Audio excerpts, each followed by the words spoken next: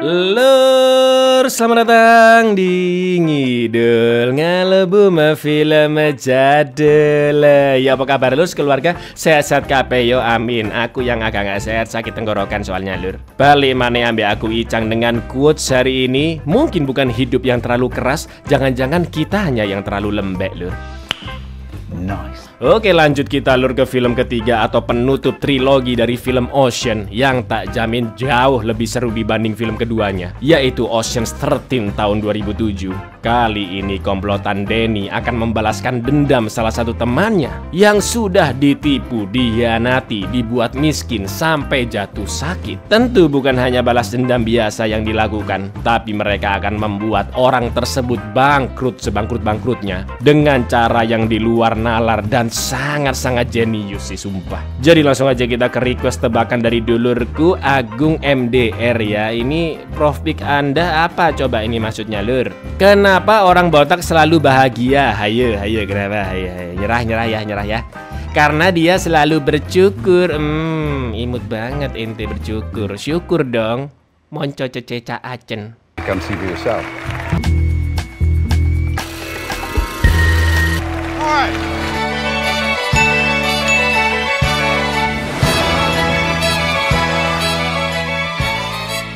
Pada suatu malam di kota Valencia, negara bagian California, ketika sedang merampok berangkas uang Indomaret cabang Amrik, Rusty terpaksa harus meninggalkan pekerjaannya begitu saja setelah mendapat telepon dari Danny tentang Ruben yang kritis di rumah sakit lur. Ocean's 11 pun langsung menjenguknya dan menurut dokter, Ruben mengalami stroke jantung cukup parah. Untuk bisa sembuh seperti sedia kala, dia butuh semangat hidup dari dirinya sendiri, juga support dari rekan-rekan Ocean's 11-nya karena Ruben tidak memiliki keluarga lagi. Usut punya usut munculnya penyakit itu berawal dari keputusannya membangun hotel sekaligus kasino di Las Vegas bersama seorang investor bernama Willie Banks yang biasa dipanggil Banks lur. 4 minggu lalu sebenarnya Danny sudah memperingatkan Ruben untuk bekerja sama dengan orang lain saja karena Banks dikenal sering memanipulasi berkas juga menipu rekan bisnisnya. Dan ternyata apa? Bener lur, alih-alih menyetujui perjanjian bagi hasil dengan dibantu bodyguardnya, Banks memaksa Ruben menandatangani persetujuan balik nama tanah miliknya kepada Banks, juga kepemilikan bisnis sepenuhnya berada di tangan Banks. Dan Ruben hanya diberi satu keping chip kasino sebesar $10.000 saja. Tepat setelah itu Ruben yang bangkrut pun langsung merasakan nyeri tak tertahankan di dada kirinya akibat serangan jantung. I'm not silent. This is wrong. This is all wrong. You're dead weight. You think I'm gonna carry you at the same time? It's the first batch.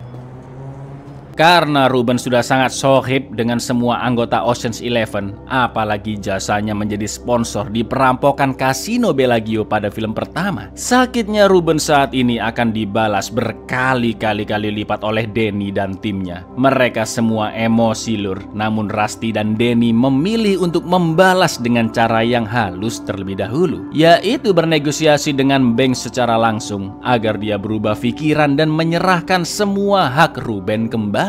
Ya, seenggaknya Banks bisa memberikan Ruben keuntungan yang pantas lah dari hotel kasino nantinya lur. Akan tetapi Banks sangat arogan. Dia menolak permintaan Danny karena Banks menganggap Ruben terlalu lemah dan bodoh dalam berbisnis. Mendengar itu Danny pun hanya terdiam dan pergi dari sana tanpa mengucapkan sepatah kata pun. Dan inilah 13 komplotan Ocean. Ruben gets his share of the hotel. So Billy Martin, I passed. Too stupid to see what was coming. He doesn't belong here. Last time I looked, and I look every morning, my name. 6 bulan kemudian, Danny pun memanggil Roman yang pernah membuatkannya hologram telur Faberg untuk misi perampokan di film kedua lur. Rusty dan Danny membutuhkannya sebagai konsultan dalam proyek mereka selanjutnya, yaitu membalas apa yang telah dilakukan Banks kepada Ruben. Sebelum membahas rencananya, Danny pun menjelaskan hotel kasino milik Banks yang telah selesai dibangun di atas tanah milik Ruben. Kasino super mewah itu sengaja dibuat Banks untuk menjadi surga bagi para pemain-pemain judi kelas kakap dari seluruh dunia. Banks sangat optimis jika kasino barunya itu bisa memenangkan 5 Diamonds Award atau penghargaan 5 berlian yang diberikan oleh AAA, sebuah organisasi yang biasa merating restoran, hotel, dan juga kasino. Padahal Banks sudah memiliki 4 hotel dan semuanya telah memenangkan 5 Diamonds Award, yang mana penghargaan itu benar-benar berbentuk sebuah perhiasan kalung berlian lur yang sangat-sangat berharga. Dan sekarang sampai berani menipu Ruben agar mendapatkan penghargaan lagi. Sangat-sangat maruk banget ini Pak Banks ya kan lur. Nah, di kasino barunya ini, saking pengennya memenangkan 5 Diamonds lagi, Banks telah menyiapkan banyak detail-detail mewah, mulai dari para kokinya yang dibawa secara paksa dari restoran bintang tertinggi, sampai sendok garpu terbuat dari emas di tempat menginap pejudi kelas kakap. Akan tetapi di balik itu semua, menurut Denny, kekuatan terbesar Banks sekaligus kelemahannya adalah terletak di egonya. Dia begitu jeli mengecek ulang properti-propertinya di kasino dan dengan entengnya membuang barang-barang yang menurutnya sudah tidak sesuai padahal masih bagus. Juga menyuruh ajudannya yaitu Abigail Sponder untuk mengatur pekerja-pekerja, khususnya mbak-mbak yang bekerja di kasino. Yang mana ibu-ibu satu ini wah jahatnya nggak jauh beda lah sama Banks lur, karena sering seenaknya mecat pegawai hanya karena fisiknya tidak sesuai standar yang ditetapkannya. Padahal mbak-mbak yang bekerja ya semelehoy, cantik-cantik aja dan tidak pernah membuat masalah loh padahal. Forget weekenders and conventions. The shoe-in for the 5 Diamond. Banks' right-hand man, Abigail Sponder. We're gonna have to let you go. For his big players, the silverware is actually gold. And the chef stolen from the highest-rated restaurants in the Michelin Guide. Meskipun kasinonya sudah soft opening dan banyak pejudi-pejudi yang telah bermain di sana, namun Banks baru mengadakan acara malam grand opening pada tanggal 3 Juli nanti. Alih-alih mencuri atau merampok seperti di kedua film sebelumnya, kali ini misi Denny dan Rusty tak lain tak bukan adalah menghancurkan Willie Banks habis-habisan. Bukan dengan membunuhnya, tapi membuat kasinonya merugi sampai hartanya kering kerontang. Demi membalas apa yang telah dia perbuat kepada Ruben, terdapat 2 misi yang sudah ditetapkan oleh Denny dan Rusty lur. Pertama adalah menggagalkan Banks mendapat penghargaan 5 Diamonds untuk kasino barunya. Dan yang kedua adalah mengatur situasi agar organisasi pemerintah yang mengatur kasino di Las Vegas menutup usaha milik Banks tersebut. Tak jelasin satu-satu ya lur ya, silahkan kalian duduk anteng, fokus, nyemil boleh, dan dengerin penjelasan misi komplotan Ocean yang sangat rumit tapi jenius ini lur. Untuk misi pertama yaitu mencegah Banks mendapat penghargaan 5 Diamonds, Denny mengutus Mbah Saul dengan nama samarannya yaitu Kensington untuk menjadi reviewer palsu yang datang bersamaan dengan si reviewer asli dari AAA. Sebut saja sesuai nama aktornya yaitu David, yang akan diberi pengalaman menginap sangat-sangat buruk di hotel kasino tersebut. Untungnya beberapa pekerja di sana bisa disogok dan komplotan Ocean bisa dengan mudah membuat David tidak nyaman. Mulai dari Saul yang sok-sokan menjatuhkan amplop 5 Diamonds agar Abigail melihatnya dan memberikan pelayanan VIP tepat di depan mata David. Denny dan Rusty yang bisa menyelinap masuk dan mengotori kamar David sebelum dia menginap. Saul yang sengaja dipilihkan kamar hotel tepat di samping David dan menyebarkan bau super busuk ke kamar David lewat ventilasi udara. Lalu ketika David minta pindah kamar, mbak resepsionis yang sudah disogok pun beralasan kamar sudah penuh. Bukan hanya itu lur, Turk yang menyamar sebagai chef juga berhasil membuat David sakit perut dengan memberi dimsum basi di makanannya. Intinya keamanan di hotel kasino baru milik Banks ini tidak ada apa-apanya lah dibanding kasino Bellagio milik Terry Benedict. Maka dari itu komplotan Ocean bisa dengan mudah memanipulasi situasi di sana tanpa diketahui Banks. Shit, what you're doing for me. Why does he get to go VIP? So we are fully booked with the bag. Goodbye.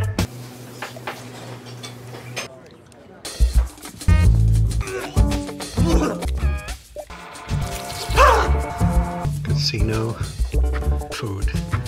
Selanjutnya untuk misi yang kedua. Jadi, menurut peraturan yang berlaku, sebuah kasino baru seperti milik Banks harus meraup untung sebesar $500 juta dalam 3 bulan pertamanya agar tetap mendapatkan izin usaha. Maka dari itu agar organisasi pemerintah menutup Casino Banks, Danny dan komplotannya berencana memanipulasi atau gampangnya ngehack mesin-mesin permainan judi di Casino Banks agar para pejudi berhasil menang dengan keuntungan yang sangat besar.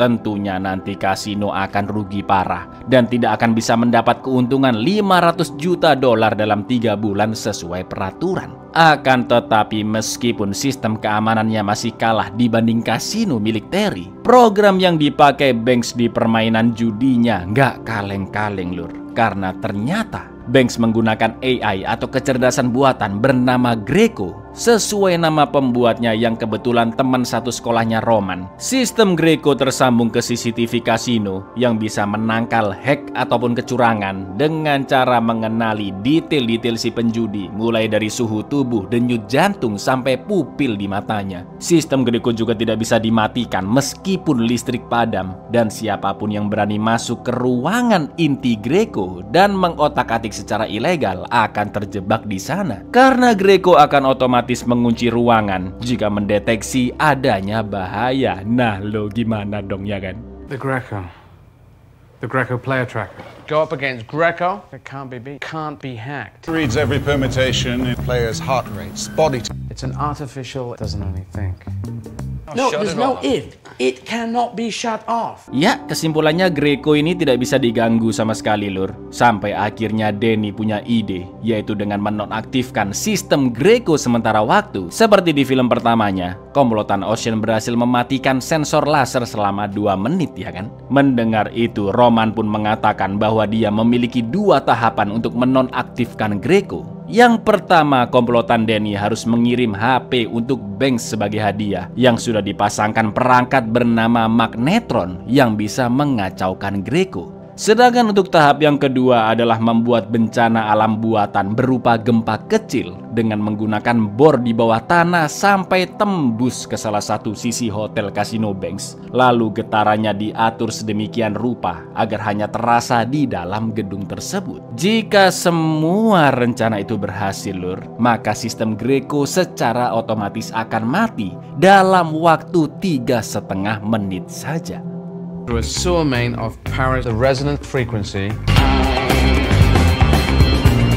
People inside will feel like an earthquake. Knock out the Greco.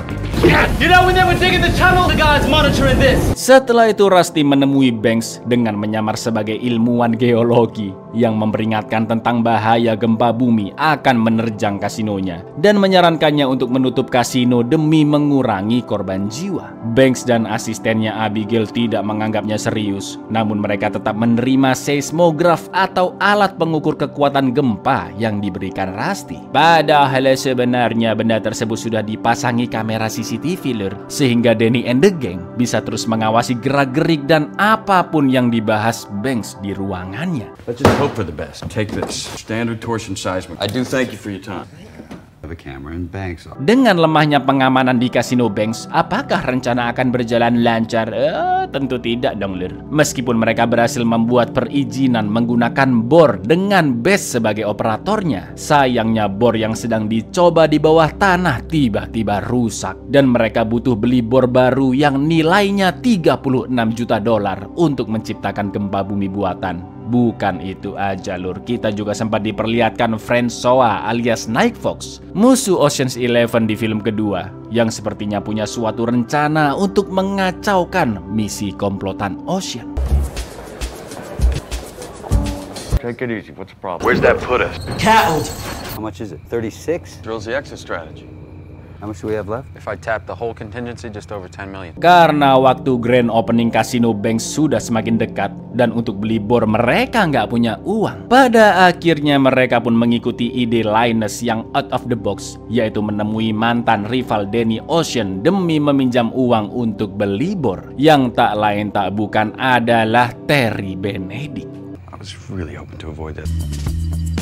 Meskipun pernah jadi korban perampokan Ocean's 11, namun Terry kali ini sudah bersikap biasa saja. Karena utang-utang mereka di film kedua sudah lunas ya kan. Setelah mendengar penjelasan Danny dan kawan-kawan tentang situasi mereka, Terry pun punya beberapa syarat yang harus dipenuhi agar mereka bisa mendapat uang untuk belibur. Pertama, jelas siapapun yang berani menipu akan dibunuh. Kedua, semua keuntungan dari misi akan diambil oleh Terry sampai hutang mereka lunas. Dan yang ketiga, karena Terry menyimpan dendam kepada Banks yang membangun kasino seenaknya, Terry pun ingin komplotan Oceans merampok perhiasan-perhiasan kalung berlian penghargaan 5 Diamonds milik Banks di kasinonya, yang total harganya mencapai 250 juta dolar atau sekitar 2,2 triliunan rupiah. Namun perhiasan tersebut akan menjadi milik Danny dan kawan-kawan karena Terry hanya ingin merugikan kompetitornya.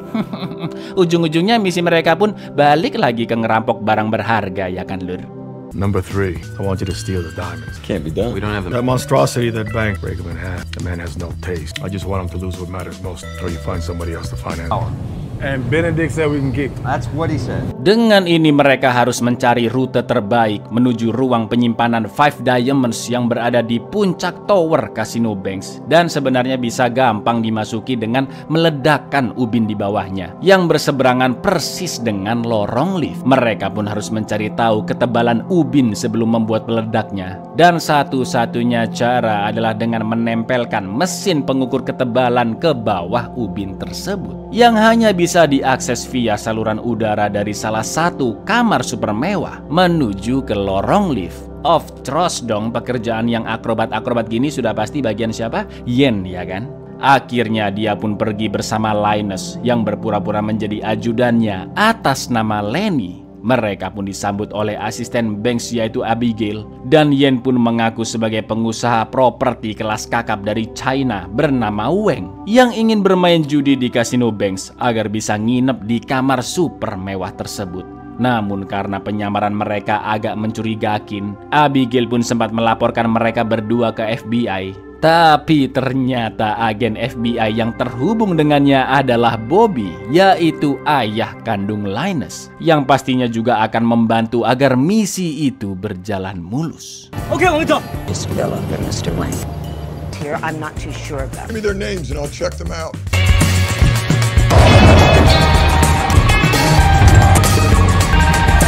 Mamam, ternyata tebal ubin ke ruang perhiasan sebesar 7 inci, yang mana ketebalan 5 inci aja sudah sangat menyusahkan Lur. Di rumahnya, Ruben pun akhirnya siuman dan membaca semua surat-surat dari anggota komplotan Ocean yang menyemangatinya untuk tetap hidup. Di lain sisi, setelah mereka semua berdiskusi termasuk dengan Terry Benedict, alih-alih membobol ubin ruang 5 Diamonds yang terlalu tebal, mereka pun setuju untuk masuk ke sana dengan cara yang paling aman, yaitu Linus dengan identitas samarannya Lenny akan menggoda Bu Abigail agar menggunakan kode yang diketahuinya untuk membawa Linus menuju ruang perhiasan 5 Diamonds. Sementara itu di Meksiko, Turk dan Virgil telah berhasil menyusup ke pabrik dadu milik Willie Banks dan memasukkan bubuk khusus ke dalam adonannya, sehingga nantinya dadu bisa diatur dari jauh melalui frekuensi khusus dari sebuah kepingan domino yang bisa dibuka mirip Zippo korek api, supaya nantinya orang-orang yang memakai dadu-dadu itu bisa selalu gacor ya kan ketika berjudi di kasino milik Banks. Sesuai rencana komplotan Ocean, yaitu membuat para pejudi memenangkan uang banyak hingga kasino Banks bangkrut sebangkrut-bangkrutnya. Bank is the only one with access, right? Sponder has to. I put this whole thing in motion before I even realized I can do it. All right, so what we have to do is get inside that glass.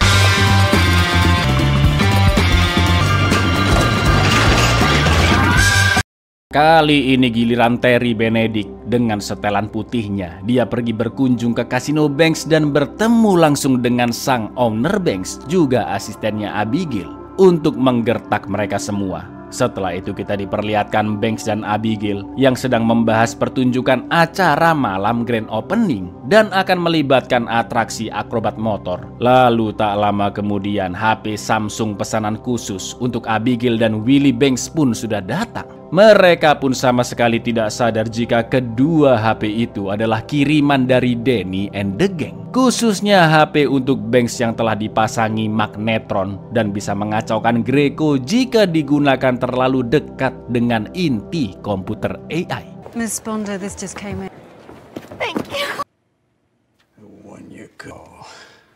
Pada malam acara grand opening, semua anggota telah bersiap di pos masing-masing. Danny masuk ke kasino sebagai pejudi biasa yang mengajak pejudi-pejudi besar untuk bermain. Frank sebagai karyawan kasino dan sedang mengunboxing koper berisi kepingan domino khusus yang sudah dimodifikasi oleh Turk dan Virgil. Selain domino-domino itu, dadu-dadu khusus yang bisa diatur otomatis memenangkan pejudi pun juga sedang didistribusikan ke meja-meja judi. Lalu Yen sebagai Mr. Wang yang menjadi salah satu pejudi besar di sana, sedangkan Del datang dengan santainya sebagai teknisi mesin judi yang jelas nanti dia akan menghack sistem di sana.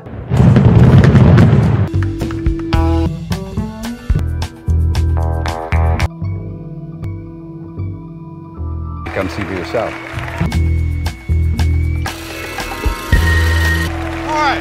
Sementara itu penderitaan Pak David, si reviewer 5 Diamonds yang asli, masih belum berakhir lur. Setelah semua hal buruk yang dialaminya, sekaligus sekujur tubuhnya gatal-gatal akibat serangga yang sengaja ditebar Danny dan Rusty, Turk dan Virgil yang berpura-pura menjadi petugas hotel pun mengusir David karena sudah melebihi waktu menginap. Juga menuduhnya telah mengganggu penginap lain karena bau busuk yang menyebar dari kamarnya. Padahal yang nyebarin bau busuk Mbah Saul ya kan. You've overstayed your reservation. Yes sir, you've gone nose deaf. Setelah itu mereka berdua pun buru-buru lari ke ruangan sistem dan memasang chip yang bisa diledakkan dari jauh. Di lain sisi Linus yang berperan sebagai ajudan Yen alias Lenny dengan hidung palsunya sudah memakai minyak nyong-nyong khusus di leher untuk memikat Abigail agar bisa membawanya ke ruang perhiasan 5 Diamonds.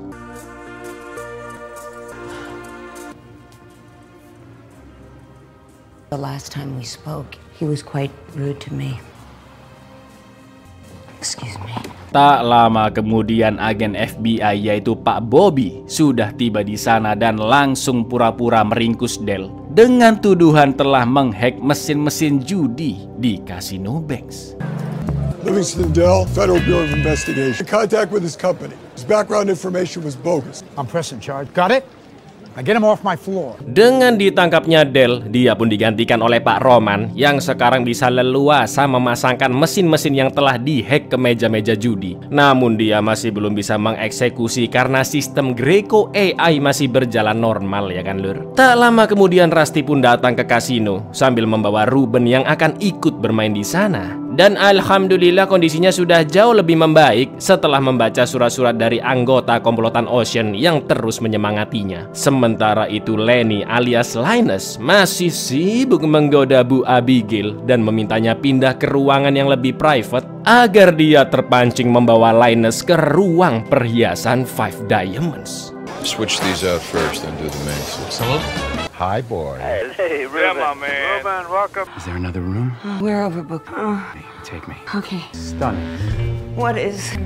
Both. Sesampainya di sana, Linus langsung memasangkan beberapa peledak tanpa disadari oleh Abigail. Dan aksinya tersebut diperhatikan oleh Terry dari ruangannya. Sementara itu di kantor FBI, petugas yang tidak mengetahui rencana Bobby sebenarnya sudah mengantongi identitas semua anggota komplotan Ocean melalui sidik jari yang tertempel di mesin judi yang tadi sudah dihack oleh Del dan langsung dikirimkan ke komputer ruangan Banks. Apakah komplotan Ocean akan tertangkap? Oh, tentu tidak dong lur. Mereka semua sudah memperkirakan situasi tersebut. Virgil dan Turk pun sedang berusaha mengedit foto-foto mereka dari FBI secara real time. Sedangkan Bess telah mencuri kostum pembalap akrobat yang nantinya akan perform di grand opening kasino untuk mengalihkan perhatian Banks dengan mengajaknya mengobrol selagi foto-foto itu diedit.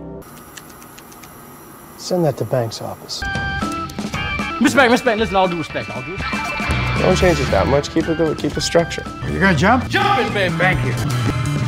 Di tahap selanjutnya, Rusty sengaja memasukkan koin-koin di salah satu mesin slot yang sudah dihack oleh Dale. Setelah memasukkan beberapa koin sesuai arahan Dale, Rusty sengaja meninggalkan satu koin terakhir di sana agar dipakai oleh siapapun pemain selanjutnya. Tak lama kemudian datanglah mbak-mbak yang memasukkan koin terakhir Rusty, lumayan nemu ya kan. Dan wala, langsung dapat jackpot 30-an juta dolar dong.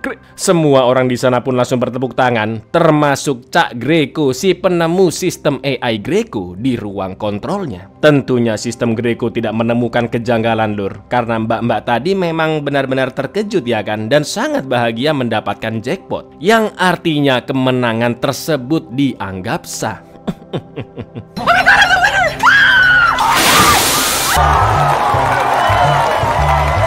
Genuine shock, pupil dilate, elevated heart, it's legit. Setelah itu dadu-dadu khusus juga bola-bola roulette khusus dari pabrik Meksiko disebarkan oleh Frank, juga manajer kasino yang sudah disogok. Dan pastinya pejudi-pejudi sangat gampang memenangkan permainan yang akan membuat Banks lebih bangkrut lagi. Sementara itu Virgil dan Torque mulai menjalankan mesin bornya di bawah, dan gempa pun mulai terasa di dalam kasino. New dice coming in. Ball coming in.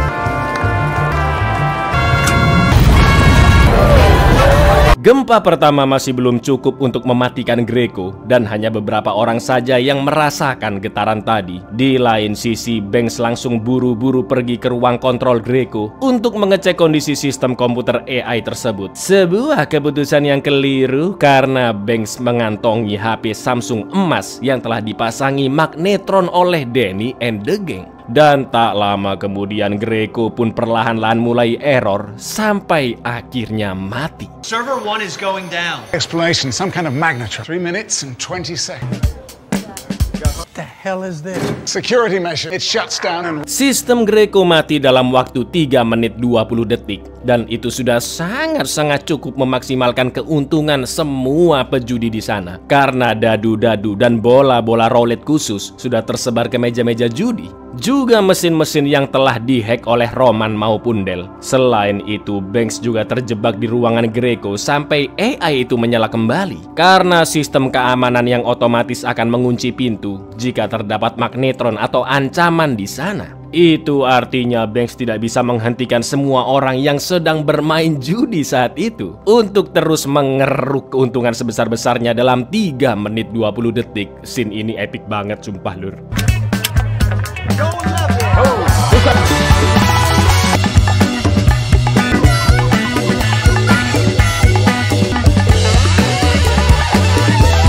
Systems in lockdown are secure and it's the system. Setelah sistem kembali aktif dan Banks akan keluar dari ruang Greco, Turk dan Virgil lanjut menyalakan bor gempa yang lebih kuat lagi di dalam kasino. Sampai akhirnya semua orang panik dan berbondong-bondong keluar menyelamatkan diri, sambil membawa seluruh chip-chip kasino keuntungan mereka yang nanti akan diuangkan. Bangkrut mampus.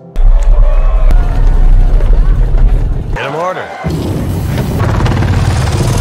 Cash him in, boys. George, what are you doing? The Earth, they gotta get back. Di saat orang-orang panik, Abigail yang masih berduaan dengan Linus di ruang Five Diamonds memaksanya untuk berazalole. Namun tak lama kemudian datanglah Bobby, agen FBI sekaligus ayah kandung dari Linus yang berpura-pura meringkusnya. Bobby mengatakan bahwa Linus, atau dengan nama samarannya yaitu Lenny, sudah sering menggoda emak-emak seumuran Abigail untuk menguras hartanya. Yang mana kali ini Lenny berencana mengganti Five Diamonds di sana dengan yang palsu di balik jasnya. Loh, kok perampokannya kayak sengaja digagalin gini lur? Sabar, tungguin aja endingnya abis gini ya kan. FBI, aka Lenny the Pet, is a confidence man. He's a professional at allaying suspicion. He was gonna drug you into real diamonds with these. Oh my God. I'm just glad your mother didn't have to... Dari ruang perhiasan, Linus dan Bobby langsung naik lift ke helipad di atas gedung. Semua kejadian tadi masih dalam pengawasan Terry di ruangannya secara diam-diam. Termasuk Linus yang melapor ke Danny jika sebenarnya dia sudah menukar perhiasan. Dan justru yang ada di dalam rompi Linus adalah Five Diamonds yang asli. Mendengar itu, Terry yang ternyata sudah kong kali kong dengan Francois langsung memerintahkannya untuk segera bergerak. Tepat ketika Bess datang menjemput dengan helikopternya, Francois langsung menodong Linus dan memaksanya untuk menyerahkan 5 diamonds-nya. Did you hear that? I'm ready. Now give me the diamonds! Come on.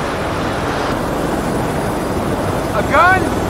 Setelah mendapatkan perhiasan tersebut, Francois langsung lompat dari gedung dan kabur dengan parasutnya. Namun anehnya, Bess dan Bobby tetap slow-slow aja. Begitu pula dengan Linus yang segera memasangkan beberapa pengait dari helikopter ke ubin helipad. Sementara itu di bawah, meskipun telah rugi bandar sangat besar, Banks yang didatangi Danny mengatakan jika dia yakin kasinonya akan tetap mendapatkan 5 Diamonds Award. Lalu tiba-tiba Saul datang dan menunjukkan jika dia hanyalah reviewer gadungan. Sebelum meninggalkan Banks, Danny mengatakan jika 500 juta dolar atau 7 triliunan rupiah telah hilang begitu saja dari kasino Banks, karena ternyata kerugian yang dia alami bukan hanya dari pelanggan-pelanggannya yang pergi, namun juga satu ini yang dicuri oleh komplotannya Danny, lur. Tough night, $1 billion running out to roll over and die.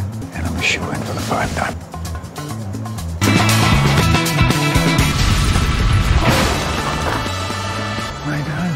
Ya, kelima 5 Diamonds pun diangkat dengan helikopter. Dan Banks hanya bisa terbelalak melihat perhiasan miliknya yang paling berharga dirampas begitu saja. Di lain sisi, Francois yang sudah mendarat juga memperhatikan helikopter tersebut. Dan dia pun sadar jika 5 Diamonds yang didapatkan dari Linus hanyalah tiruan belaka, lur. Gagal maning, son, gagal maning.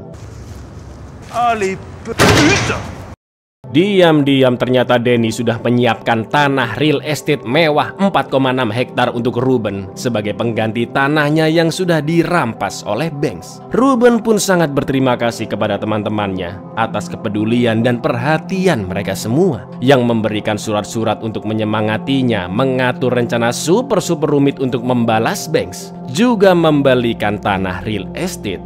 Misi terbesar Ocean's 11 pun berhasil tanpa kekurangan sedikit pun. Bukan hanya membuat Banks rugi triliunan, namun Danny dan teman-temannya juga mendapat cuan besar dari hasil penjualan 5 Diamonds sebesar 250 juta dolar. Jelas lebih gede dari hasil perampokan film pertama, yaitu 160 juta dolar, ya kan, lur? What's this? That's just the deep 4.6 acres. Thanks for those letters. They brought me back. You town is a make this town.